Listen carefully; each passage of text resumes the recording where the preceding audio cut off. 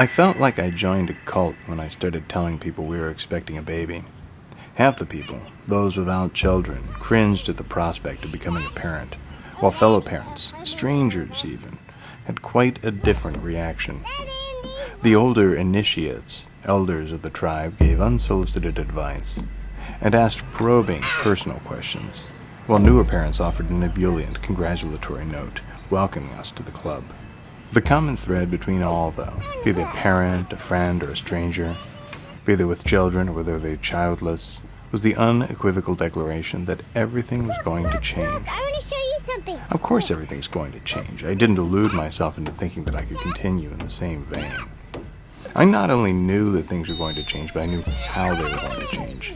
After all, we had 40 gestational weeks to discuss how we would handle most anything that could arise in parenthood.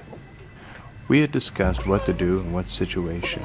We solved the myriad problems of public schools or private schools or home schools, of vegetarianism, of the Santa Claus question, of not showing any television until the children were 2 years old. We had never discussed how we would handle pooping in the bathtub. We hadn't planned the best response to the question, when your grandmother died, did you put her in the trash like the flowers? Things did change after Annabelle was born, but it wasn't in the manner in which I thought. One night, after leaving the hospital, I joined a co-worker for a celebratory beer at a local tavern. I felt separate, different, as if witnessing the birth would be a mark that would last forever. But not that much really changed. I had diapers to change, I got less sleep, but the cataclysmic change, it was temporary.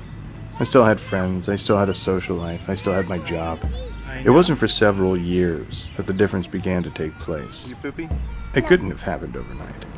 The change that takes place can only take place slowly, with no noticeable difference for about 2 years. The shift in paradigm only began to take place day after day of hearing my new initiate name.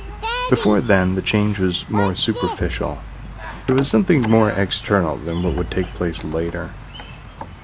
I remember the first time I heard my new name. I walked into our one-bedroom apartment one evening, and Annabelle was sitting in her chair, eating some of the vegetables her mother had cooked for her in soup broth. She looked at me, smiled, and in one simple and exuberant breath, uttered it with clarity.